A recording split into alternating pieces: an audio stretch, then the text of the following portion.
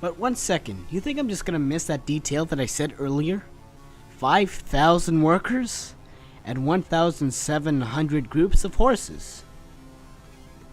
It couldn't all just be British. Well, it wasn't. It was Chinese navvies, Chinese workers. Now, it was difficult to find enough railway workers in British Columbia, as they were just near the end of their settling days and they were already employed somewhere else in the country.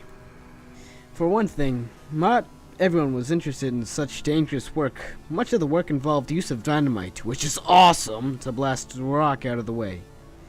Many lives were being lost to blasting accidents. Most men in Canada who were available to work on the railway construction were already employed east of the Rockies. The population of British Columbia was very small. The numbers of workers that were needed could not be found there, so the railway began to employ Chinese workers. There were about 3,000 Chinese in the province in 1878.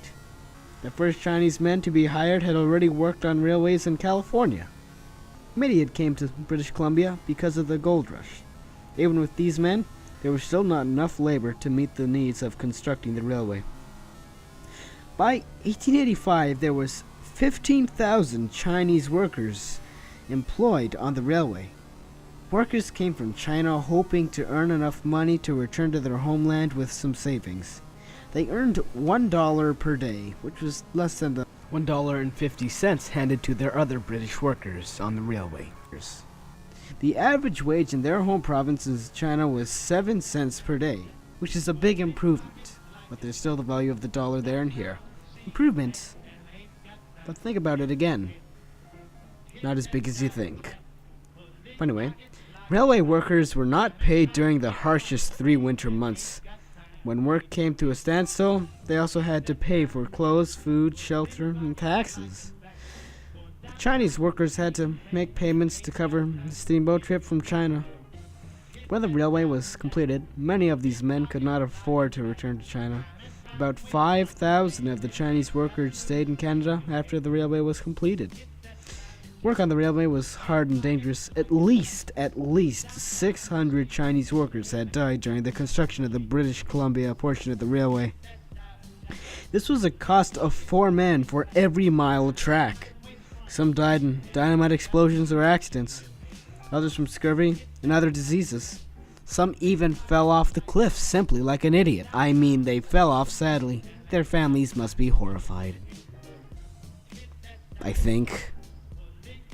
But in conclusion, all these workers that came from China, or at least a good portion of them, came from China as cheap labor to build the railway. How else do you think they could get 6 kilometers of track laid down each day without all the technology we have?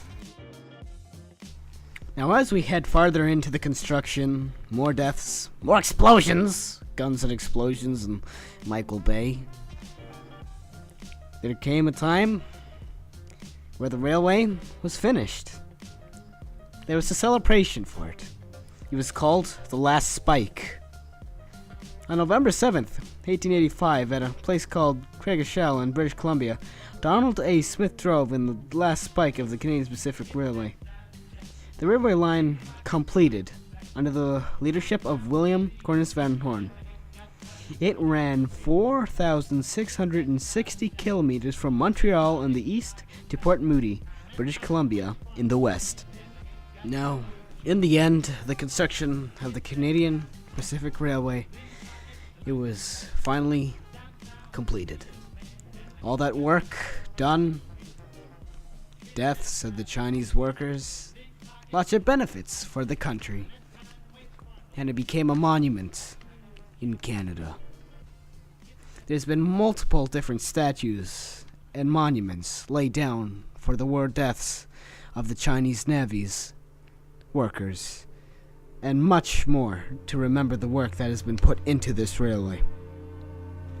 The important men are now passed away, knowing of what they have done to help the country through military,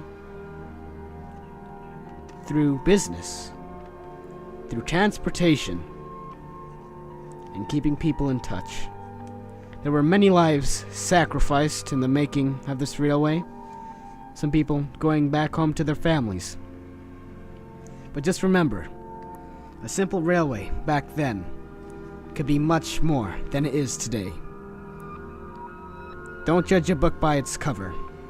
Look into the book and you'll see way more about it. It's a story about this railway. Seemed like a simple construction, yet there's much more to it. Something much deeper. And as you could see, it was not just any construction. It was the largest one in Canada at the time to help the country. It predicted the future and kept Canada safe from America coming in and taking our land. Goddamn Obamacare. Anyway, this will conclude my presentation. But there's one more thing that I want to say. One more. It's almost time again. And when it's time, it'll be good. For you. But for me, the better or the worse.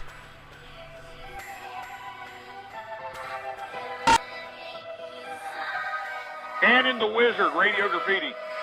Please welcome Gabe Newell of Valve. Is there anything you secretly geek out about?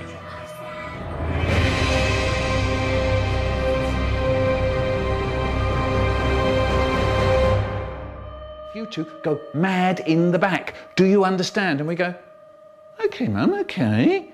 Don't worry about it.